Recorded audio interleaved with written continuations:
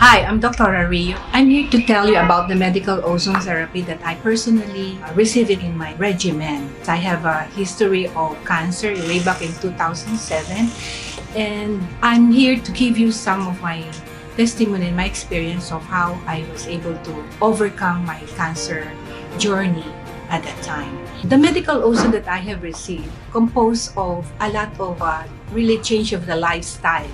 Number one of that is the food intake that I'm taking, and a lot of stress factors that I'm having. And also because of my age, I got this cancer at the latter part of my life. And again, it's hormonal also, another factor for that. But I'm here to tell you about the medical ozone. You see, medical ozone is a heavier gas. It's a gas, no?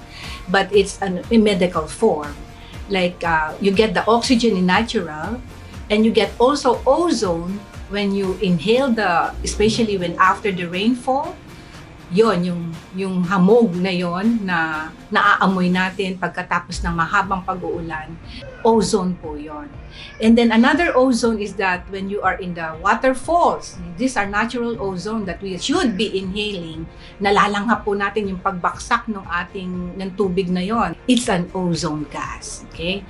Another form of ozone is yung nasa seawater po tayo. I submerge myself in the seawater because of the high mineral content of the seawater and the air that we breathe in, ozone din po yon, okay?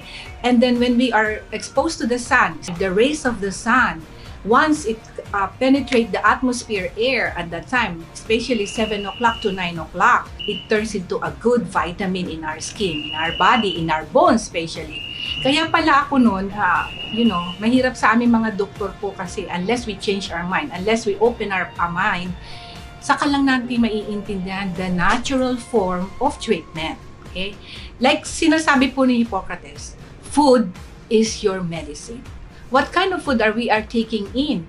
Doon po nag-uumpisa, kaya pag mahilig tayo sa mga pegi, mahilig po tayo sa mga high salt, anong end up natin? Hypertension. At pagkaroon na maraming bara sa ating mga ugat, sa ating mga blood vessels, nagkaka-stroke tayo. O hindi man, nagkaka-brain stroke, comatose na kaagad. Wala na tayong na-revive. Pag makaabot siya sa ospital, syempre, i-revive po yun. At thanks be to God, it's just the grace of God na talagang ma-survive natin. Okay, let's go back to the medical ozone benefits. Now, what are those benefits that we are getting from this medical ozone? Number one is that it kills a lot of bacteria, the virus, the fungal, the protozoa, name it, even the cancer cells. At any stage of their cancer, it can kill the cancer cells. Now, number two is that it cleans the artery and the veins. No, in any veins that is clogged up, especially when you have impending stroke or a blood clot in your veins. No, ozone is a gas that it practically melts. No, it practically clean up the clog in your system. In layman's terms, it's just a liquid sosa. Now, once you put it into the clog drainage, the drain would be clean and it would be just passing through. Number three, it purifies the blood. Yun nga po, it cleanses your blood, even your lymph. Kaya yung mga inflammation, yung mga maga-maga.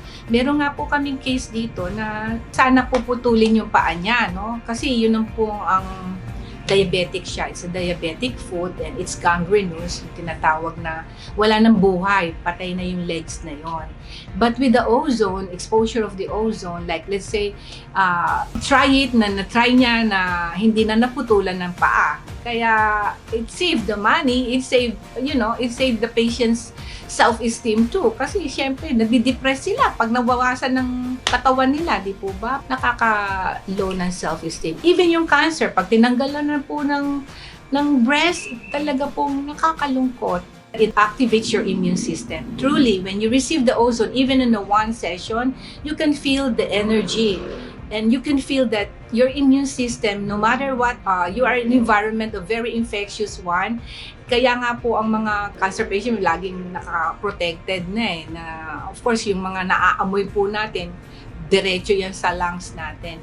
But when you receive the medical ozone, it's just like an umbrella or it's just like a covering in your system na hindi siya kagad-kagad na nakaka-penetrate din. Even naka-penetrate man yung toxic cells na yon, it could be cleansed, it could be purified, it could be removed in your system.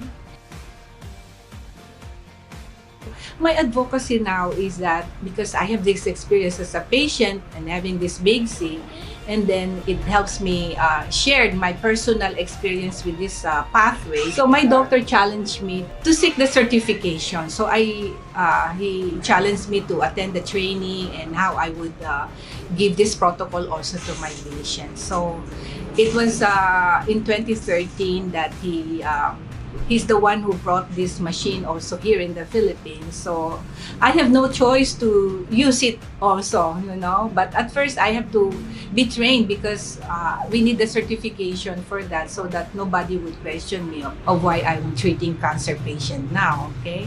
But simultaneously, it's an anti-aging also. The medical ozone, I found that it's an anti-aging. It makes you young looking, it makes you, energetic, even in my, in the latter part of my age, I can feel like I'm a 40-year-old forever.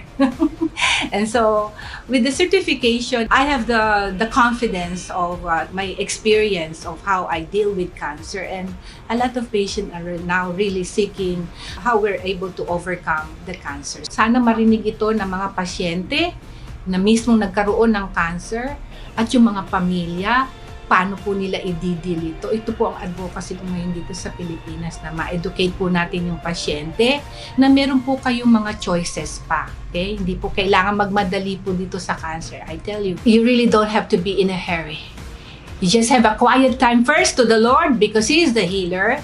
And then, try to research kung may matatagpuan po kayo. And the big thing here is you really have to change your lifestyle, your food intake. Malaking pong factor yon kung kaya mabilis din po ang paggaling nyo. But of course, number one, if the Lord, you really seek first yung ating spiritual relationship talaga kay Lord. Kasi physically, yan na po nagmamanifest. Pag sick ang spiritual po natin, magmamanifest din po sa physical. Kaya it's my invitation to you to seek the face of the Lord and seek His healing, because truly the Lord healed me and I believe He can do it.